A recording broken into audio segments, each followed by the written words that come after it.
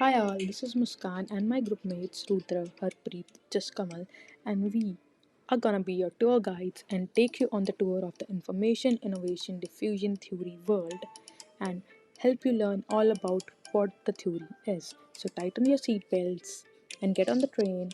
Let's dive in. So let's start by an overview of the diffusion of innovations theory. It's a wide-ranging theory that helps us to understand the spread of information and adoption of a new innovation in across the people around us and far away from us.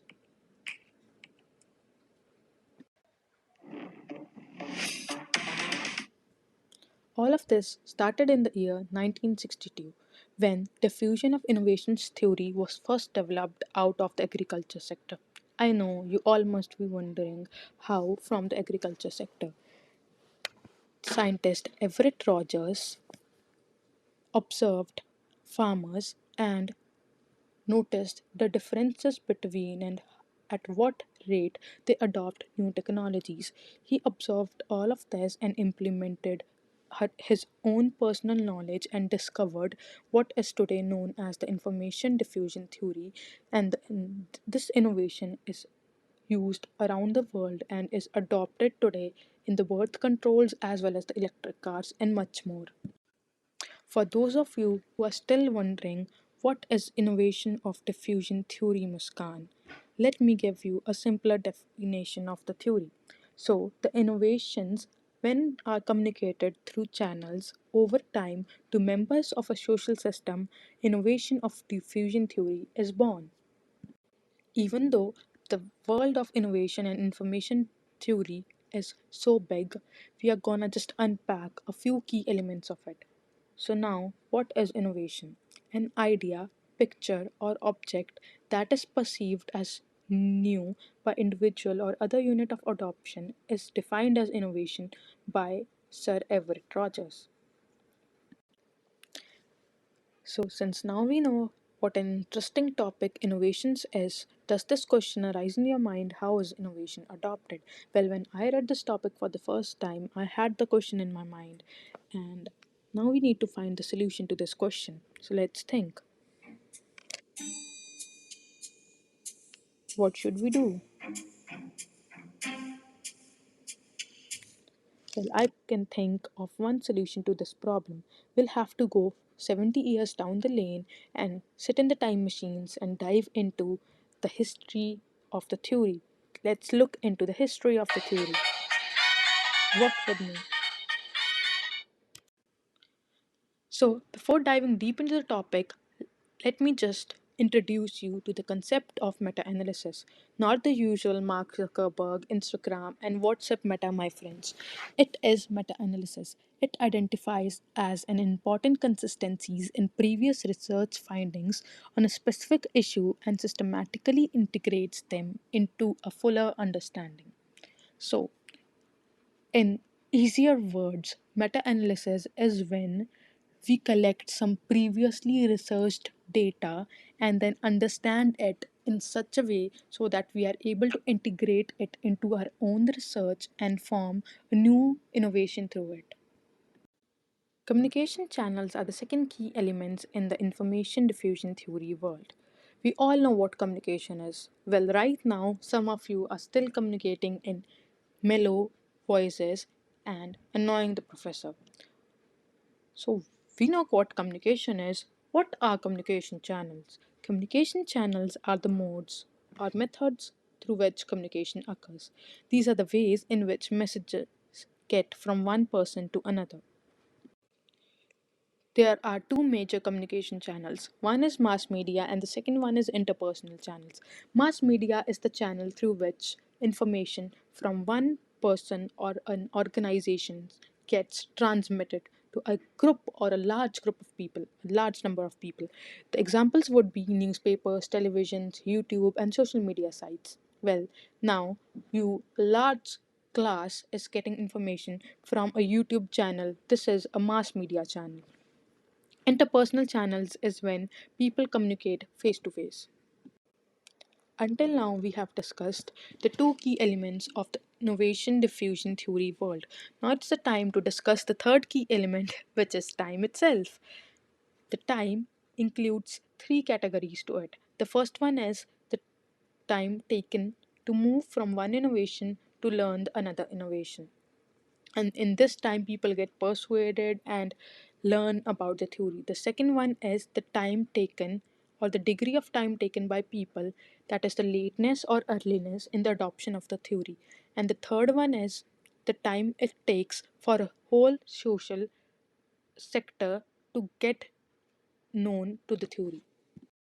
Now I'm going to discuss the most interesting concept of this story, the five categories of innovativeness. First of all, I want you guys to look at these pictures and the graph in this slide. There is a tab that is platforming.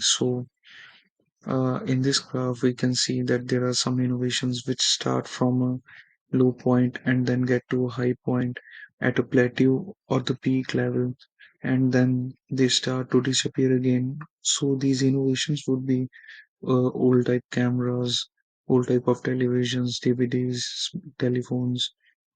Uh, all these innovations are the ones which were at their peak of popularity at a point of time, and then these converged into a media, and now we all have smartphones and laptops. Now I'm going to give you guys a story time or an experiment.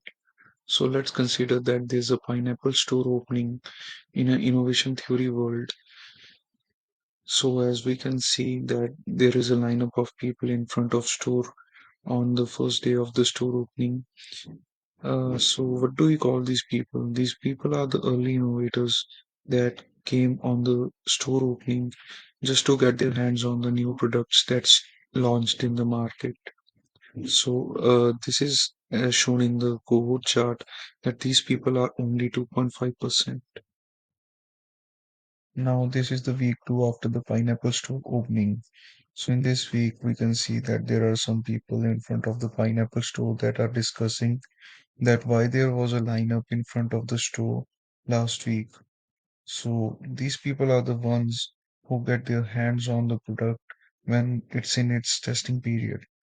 So and they also build the product usage in the market. And these people are known as early adopters. They roughly covers about 13.5% in the cohort chart. Then are the people who rush to get their hands on the product when the product reaches its popularity. These are known as early majority people, and they roughly covers about 34% in the cohort chart. Then comes the group that's called late majority group of people. They roughly covers 34% in the cohort chart. These people just wait for the price to drop so they can purchase the product then after. Then there is a group of people which are known as laggards. And these are the people who thinks that they are too old in this modern era to adapt any new innovation or any technology. They covers approximately 16% in the cohort chart, and they also completes the cohort chart. The S curve. The S curve shows all the five categories of innovativeness in the form of curve. So in this S curve, we can see that there is an initial dip, then a plateau, and then a dip again. So this shows that when a new product launches in the market, firstly, it takes time to reach a certain popularity, and then it starts dipping again. Hey guys, my name is Harpreet. Now comes the last and the fourth key element in the innovation and theory world, which we are gonna unpack. So, what is social system? A set of interrelated units that work together to reach a common goal is known as social system. This social system might look like a group of physicians who agree to work together on a new treatment or an organization in your country working together to address the problem of homelessness. Among highly organized social systems, there is less chance of intervention and the fusion of information is smooth, whereas an unorganized social system is an obstacle. Another problem in social system is social pressure. Some societies in social pressure may prematurely adapt to an innovation which might lead to de-adoption later. Social norms and social system go hand in hand.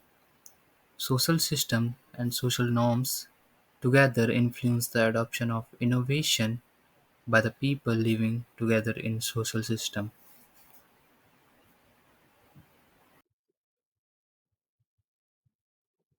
Hey everyone, I'm Jaskamal. Here I'm gonna little bit talk about the summary of this theory. Since now we have taken tour around the information innovation theory world, like I'm going to summarize some key learning which we learn from the tour. This theory assigns a limited role to mass media. They mainly create awareness of new innovation. Like there are some channels like innovation channels over time to members of social system. The innovation communicated through channels over time to member of social system is what covers the information diffusion theory. We learned various example. We learned about the early adopt, late maturity, and all the other people, and also innovation like new ideas or inventions spreads through different ways like talking or writing.